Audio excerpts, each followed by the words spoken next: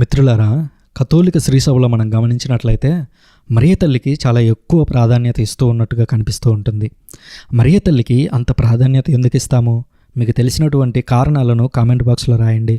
Catholic అని పిలుచుకునేటువంటి ప్రతి ఒక్కరూ మీరెందుకు మరియ తల్లిని గౌరవిస్తున్నారు, మీరు వ్యక్తిగతంగా ఎందుకు గౌరవిస్తున్నారు అనేది మీ అభిప్రాయాన్ని ఒకసారి కామెంట్ ద్వారా తెలియజేయండి.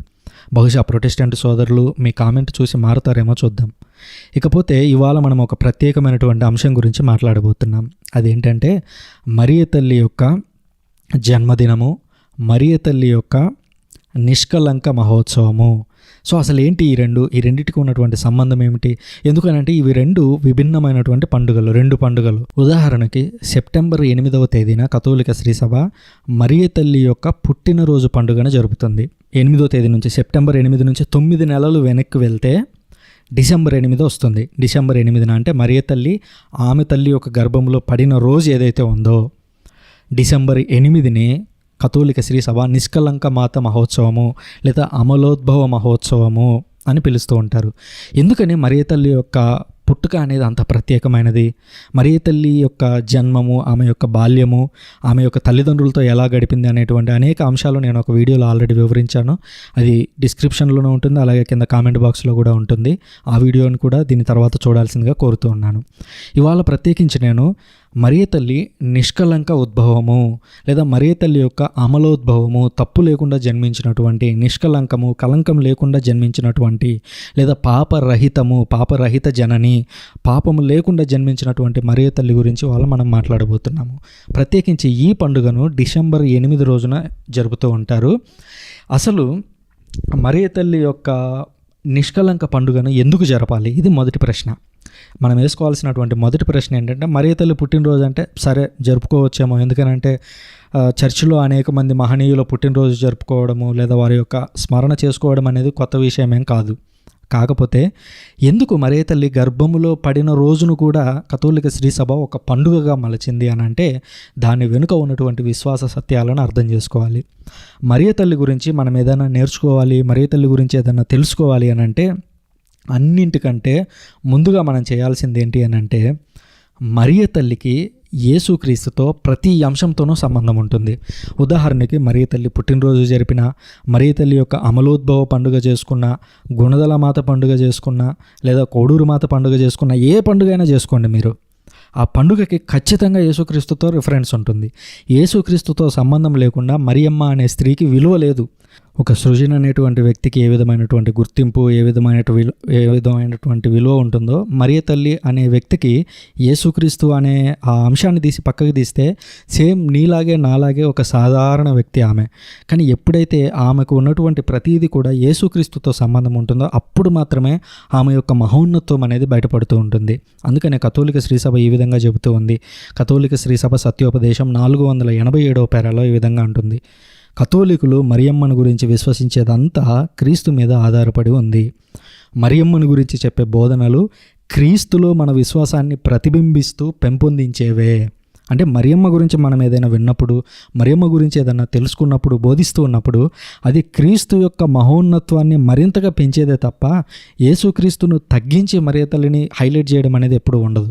మరియ తల్లిని హైలైట్ చేస్తున్నాము అని అంటేనే అది యేసుక్రీస్తుకే చెందుతుంది తప్ప మరియ తల్లికి చెందుతున్నది కాదు అని గుర్తుంచుకోవాలి. ఉదాహరణకి సూర్యుడు ఉన్నాడు, చంద్రుడు ఉన్నాడు. చంద్రుడు వెలుగుతున్నాడు అని అంటే దానికి కారణం సూర్యుడి నుంచి పొందినటువంటి కాంతి తప్ప చంద్రుడు స్వయం ప్రకాశితం కాదు, తనకై తాను వెలగలేడు.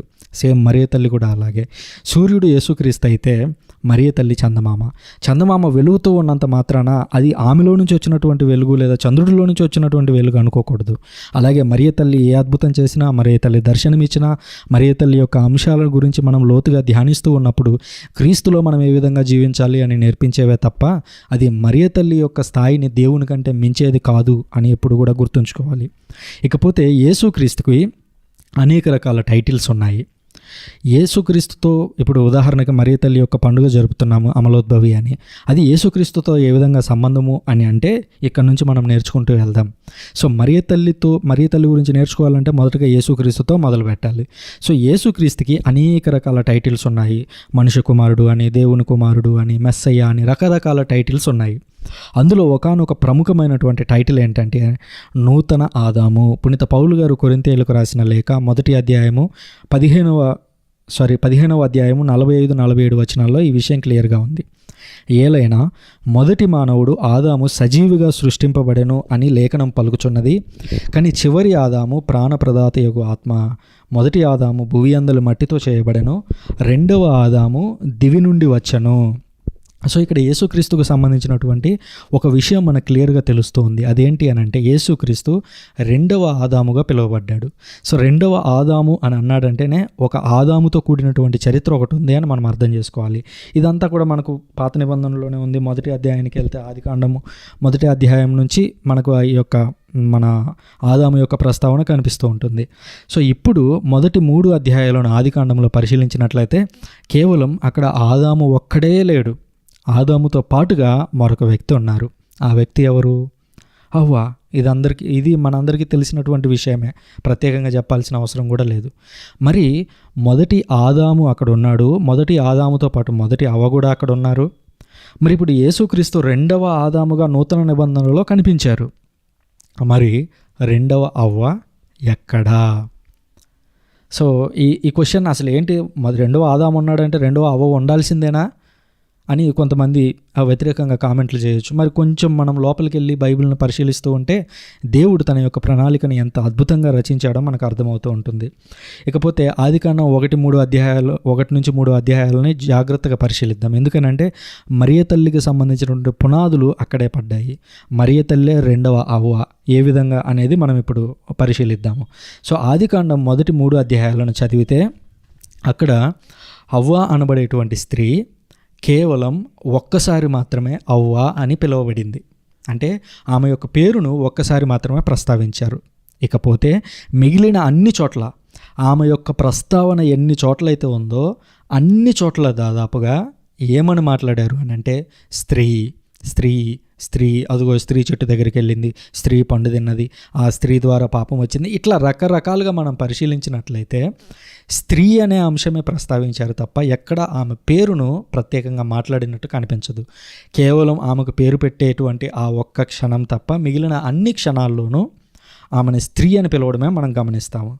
ఎందుకు ఇంత మాట్లాడుతున్నాము అని అంటే ఒకసారి ఆ వచనాలు కూడా చూసి ముందుకు వెళ్తూ ఉన్నట్లయితే మనకు క్లియర్గా అర్థమవుతుంది. సో ఆదికాండం 3వ అధ్యాయం 6వ వచనంలో ఈ విధంగా ఉంది. స్త్రీ కన్నులకు ఆ చెట్టు పండ్లు ఇంపుగా కనిపించను, దాని పండు తినుటకు రుచిగా ఉండునని తోచను, ఆ పండు తినుట వలన తెలివితేటలు కలిగి ఎంత బాగుండునో కదా అని ఆమె తలంచను. ఇట్లా అనుకొని ఆమె చెట్టు పండ్లు కోసి తాను తిని తనతో పాటు ఉన్నటువంటి భర్తకును ఇచ్చను, అతడును తినెను.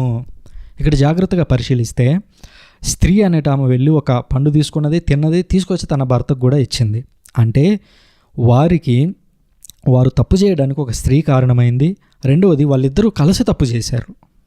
బాగా గమనించండి, ఒక స్త్రీ కారణమైంది ఆ వ్యక్తి తప్పు చేయడానికి, పైగా రెండవది వాళ్ళిద్దరూ కలిసి ఆ తప్పు చేశారు.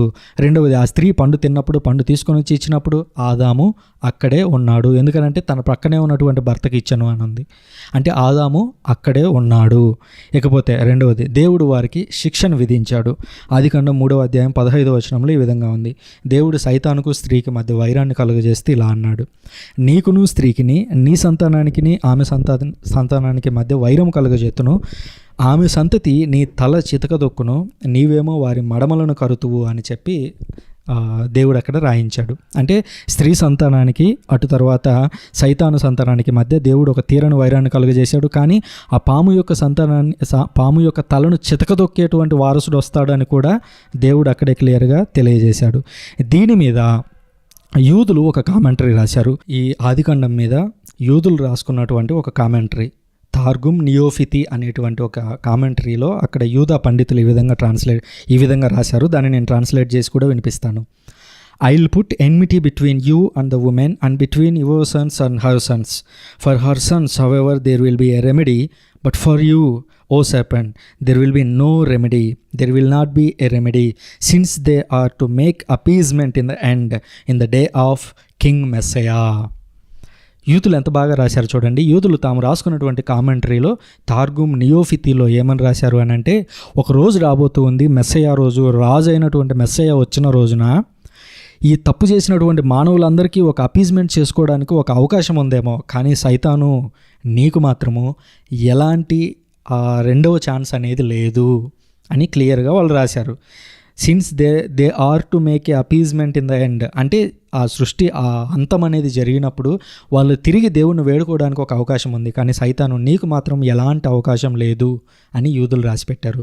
అందులో ప్రత్యేకంగా మనం గుర్తించాల్సినటువంటి అంశం ఏంటంటే, ఈ వచనాన్ని అనగా ఆదికాండం 3వ అధ్యాయం 15వ వచనాన్ని తీసుకొని వెళ్ళి మెస్సయ్యాతో, కింగ్ మెస్సయ్యాతో వాళ్ళు లింక్ చేశారు.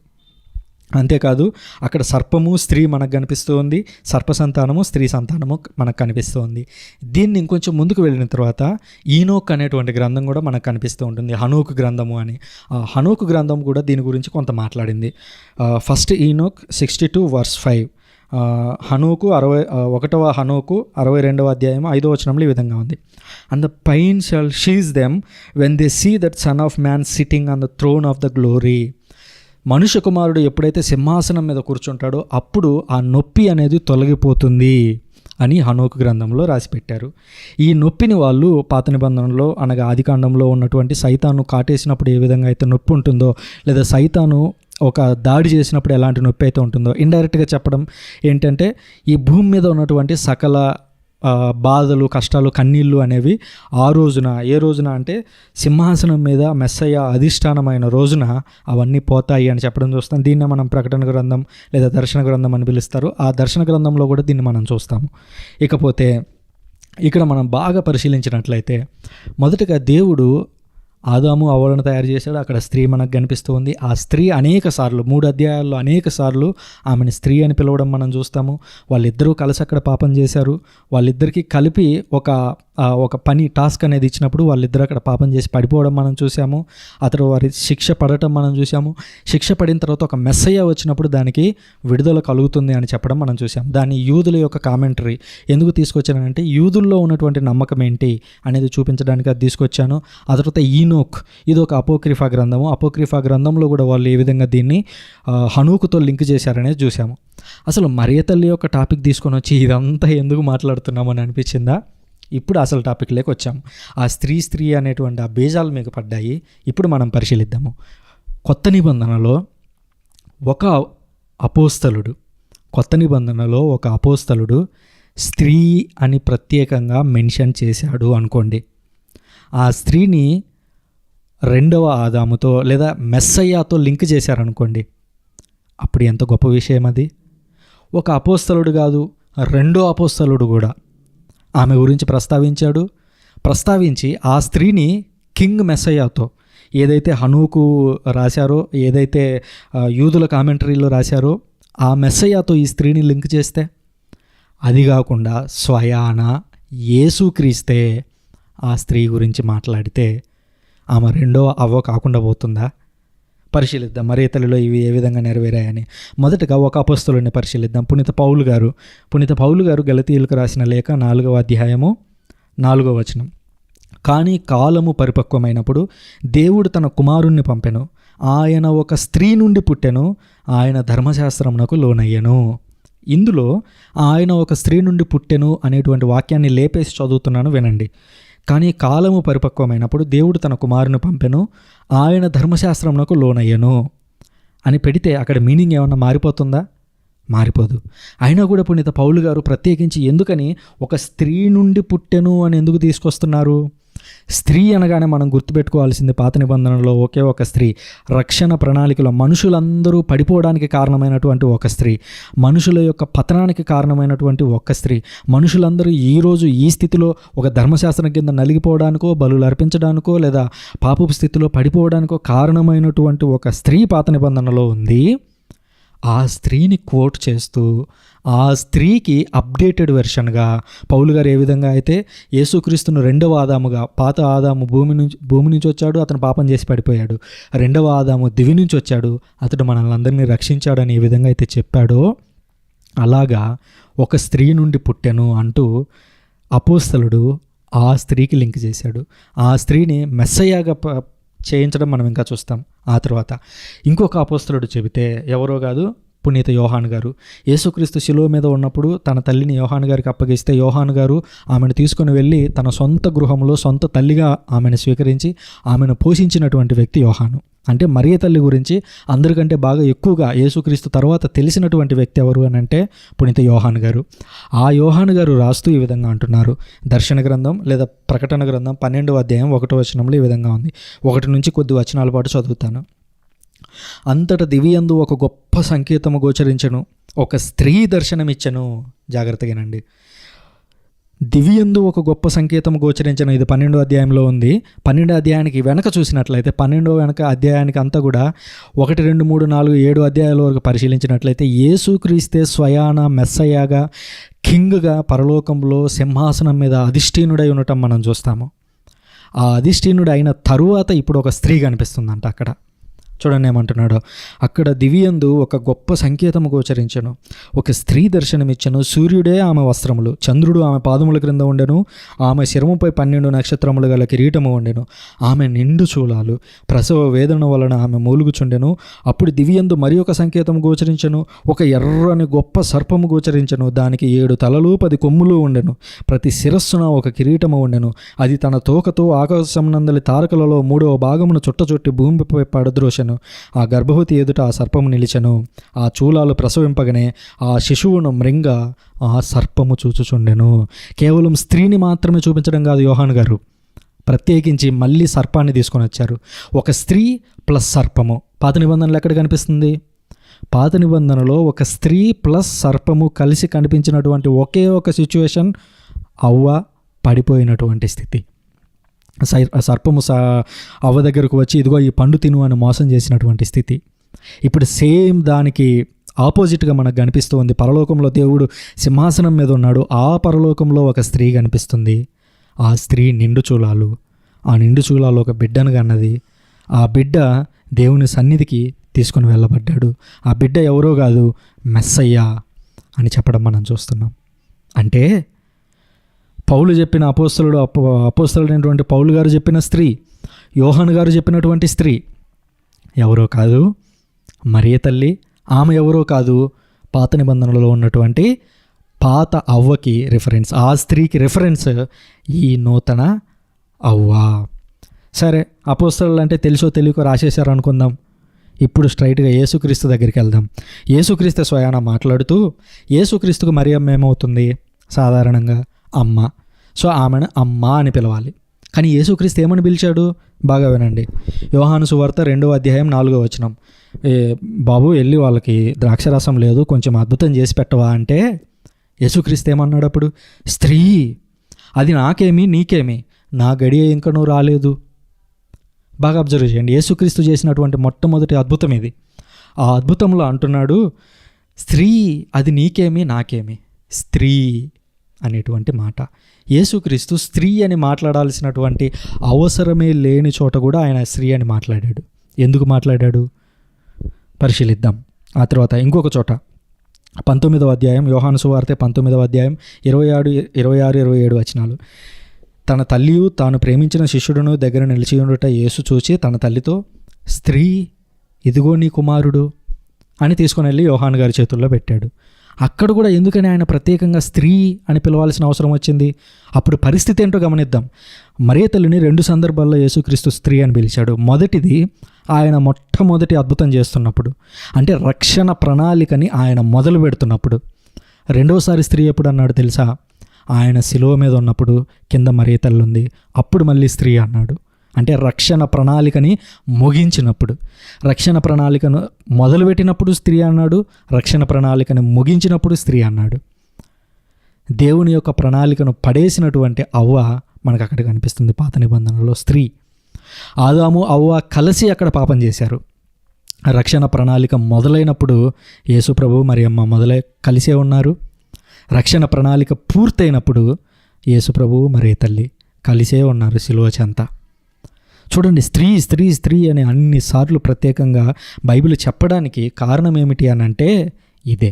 ఇప్పుడు ఒక 4 అంశాలను పరిశీలిద్దాం. మరియ తల్లికి పాత నిబంధనలో ఉన్నటువంటి అవ్వకి మధ్య ఉన్నటువంటి పోలికలు. మొదటగా ఇద్దరూ కూడా స్త్రీ అని పిలువబడ్డారు.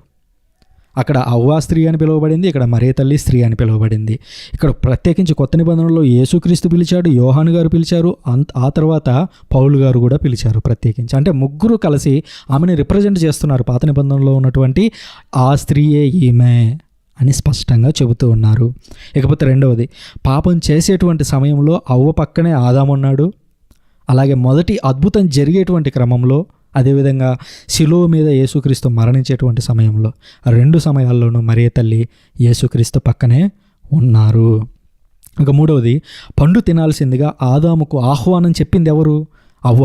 అంటే అవ్వనే పండ్లు కోసి తీసుకొని పోయి ఆదాము దగ్గరికి పోయి, ఇదిగో ఆదాము ఈ పండు నువ్వు తిను అని ఇచ్చింది, తిన్నాడు.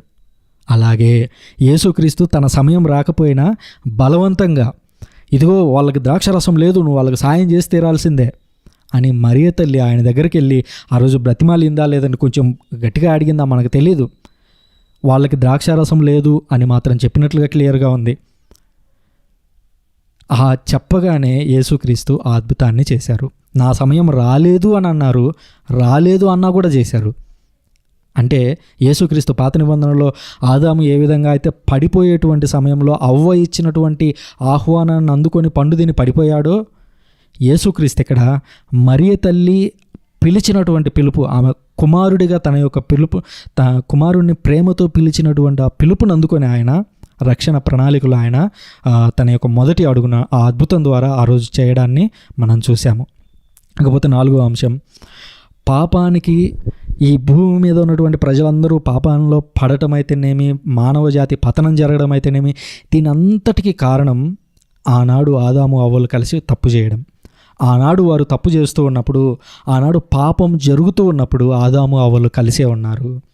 ఈరోజు పాప పరిహారం జరుగుతున్నటువంటి సమయంలో, యేసుక్రీస్తు శిలువ మీద బలియాగం అవుతూ ఉన్నటువంటి క్రమంలో, యేసుక్రీస్తు శిలువను మోసుకుంటూ వెళుతూ ఉన్నటువంటి క్రమంలో దేవమాత ఎదురుపడటం మనం చూస్తాం.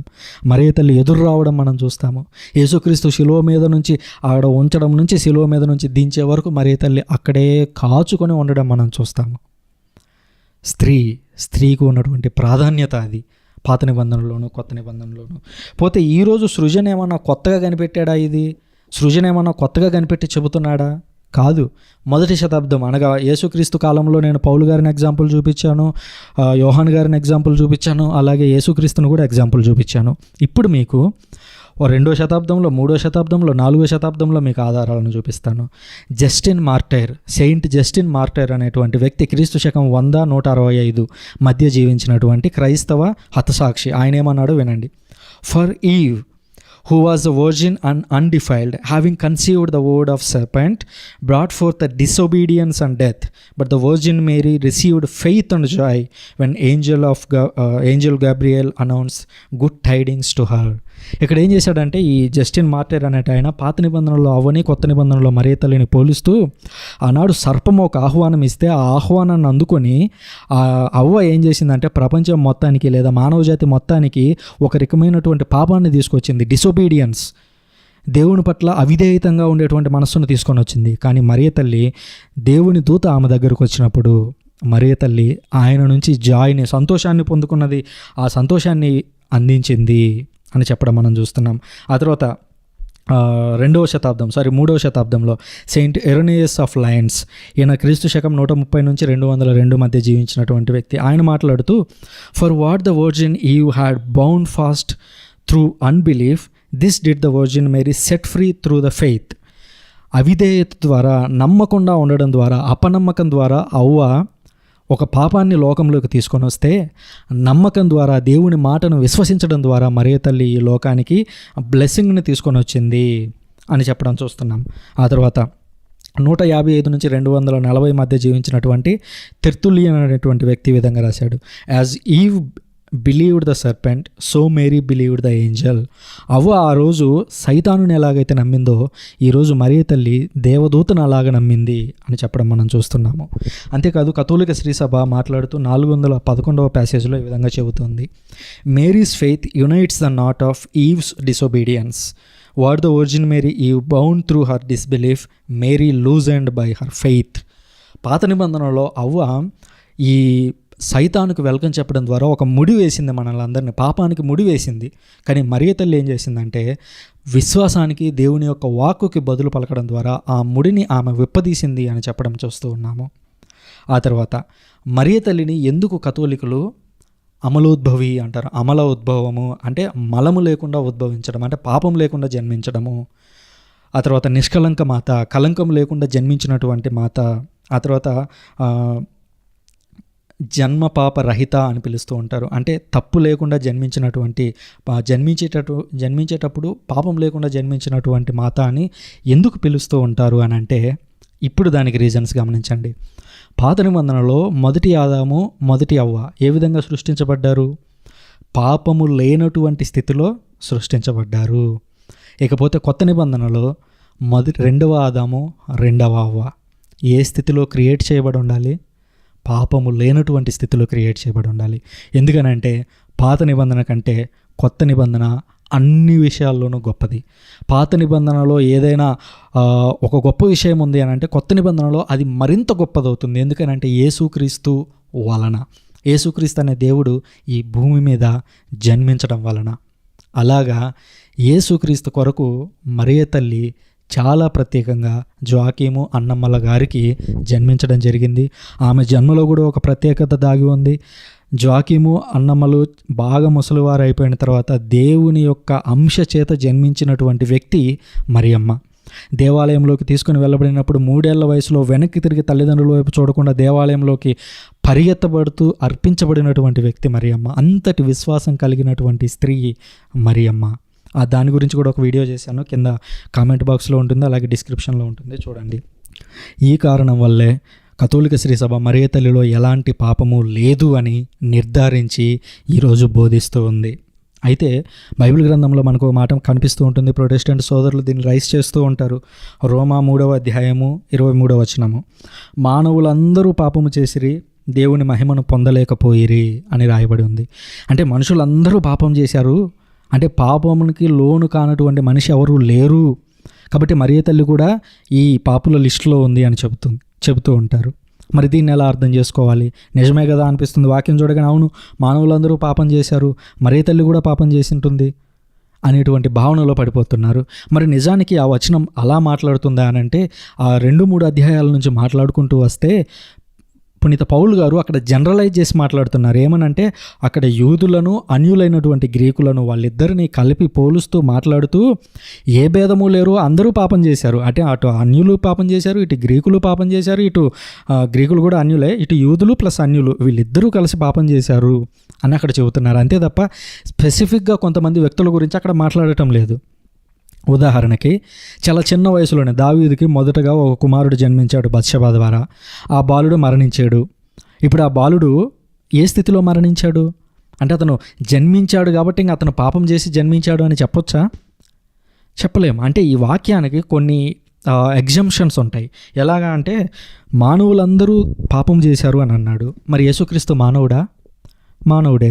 మరి మానవుడైనప్పుడు మానవులందరూ పాపం చేసినప్పుడు మనిషి గర్భంలో జన్మించినటువంటి వ్యక్తి పాపం చేయకుండా ఎలా ఉంటాడు? మరి అప్పుడు ఆయనకు కూడా పాపం అంటాలి కదా.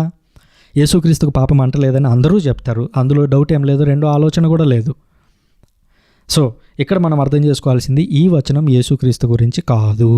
ఒకటోది క్లియర్ అయిపోయింది. రెండవది, పిల్లలు ఉన్నారు, ఏజ్ ఆఫ్ రీజన్, అంటే మంచి ఏది చెడు ఏది అని తెలిసేంత వరకు ఆ ఏజ్ పిల్లలు ఎవరైతే ఉన్నారో వాళ్ళు దీని కిందకి వస్తారా అంటే, మానవులందరూ పాపం చేసిరి, ఈ వచనం కిందకి ఈ పిల్లలందరూ ఎవరైతే ఉన్నారో వీళ్ళందరూ వస్తారా? రారు. ఇది రెండవ ఎగ్జంప్షన్. ఇంకో 3వ ఎగ్జంప్షన్ చూద్దాము.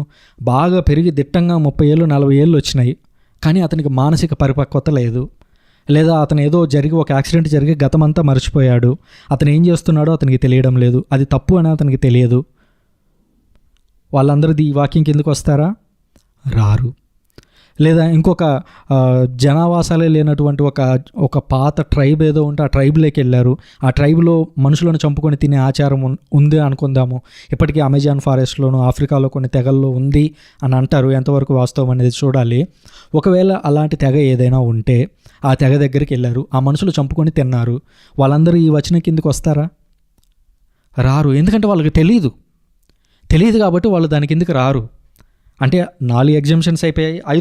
ఐదవది ఒకవేళ ఆదాము అవ్వలలాగా దేవుడు ఎవరైనా ప్రత్యేకంగా తయారు చేస్తే, ఆదాము అవ్వలని ఎలాగైతే దేవుడు సృష్టించాడో అలా ప్రత్యేకంగా దేవుడు ఎవరినైనా సృష్టిస్తే వారు దీనికి ఎందుకు వస్తారా? రారు. 5 ఎగ్జామ్షన్స్ చూపించాను. అంటే ఈ వచనం అందరికీ అప్లికబుల్ అయ్యేది కాదు.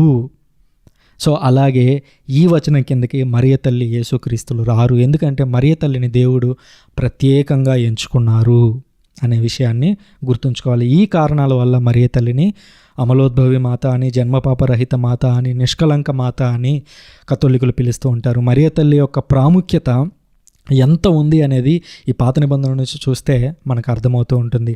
అంతే తప్ప కొత్త నిబంధనలో ఉన్నటువంటి 3-4 వచనాలు చూపించి మరియ తల్లి గురించి ఇక్కడ మాత్రమే ఉంది అని అనుకుంటే అది పొరపాటు అనే విషయాన్ని ఇప్పుడు కూడా గుర్తుంచుకోవాలి. Thank you. దీని మీద ఇంకా ఏమైనా సందేహాలు ఉంటే తప్పకుండా కామెంట్ బాక్స్లో రాయండి, సమాధానం ఇచ్చేటువంటి ప్రయత్నం చేస్తాను. Thank you very much.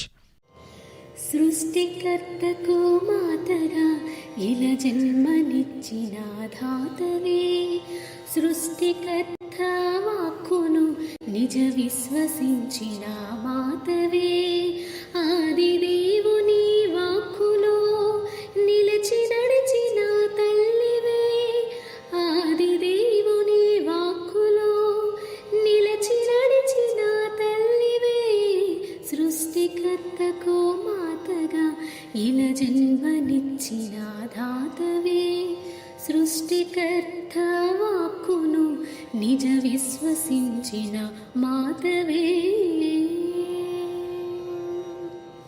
దనిసా దనిసా నిద మనిద మగ గమద గమద మగస మగస ని ససమా గగమా ససమా దదమా, సూర్యుడి ఆమెకు వస్త్రమై నిలచెను, చంద్రుడి ఆమెకు పాదపీఠమై నిలచెను, సూర్యుడి ఆమెకు వస్త్రమై నిలచెను, చంద్రుడి ఆమెకు పాదపీఠమై నిలచెను, 12 తారల కిరీటం ఆమె శిరసుపై ఉండెను, 12 తారల కిరీటం ఆమె శిరసుపై ఉండెను, సృష్టికర్తకు మాతగా ఇలా జన్మనిచ్చిన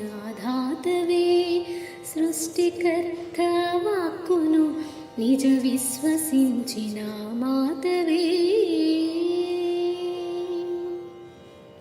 దనిసా దనిసా నిద మనిద మగ గమద గమద మగస మగస ని ససమా గగమా ససమా గగమా, ఆదిలో దేవుని తలపులో తల్లివే, సాతాను శిరస్సును చితక కొట్టిన జననివే, ఆదిలో దేవుని తలపులో తల్లివే, సాతాను శిరస్సును చితక కొట్టిన జననివే, సిలువ చింతన నిత్యము మాకై ప్రార్థన చేసిన తల్లివే, సిలువ చింతన నిత్యము మాకై ప్రార్థన చేసిన తల్లివే, సృష్టికర్తకు మాతగా ఇలా జన్మనిచ్చిన ధాతవే, సృష్టికర్త వాక్కును నిజ విశ్వసించిన మాతవే, ఆది దేవుని వాక్కులో నిలిచి నడిచిన తల్లివే, ఆది దేవుని వాక్కులో నిలిచి నడిచిన తల్లివే, సృష్టికర్తకు మాతగా ఇలా జన్మనిచ్చిన ధాతవే, సృష్టికర్త వాక్కును నిజ విశ్వసించిన మాతవే.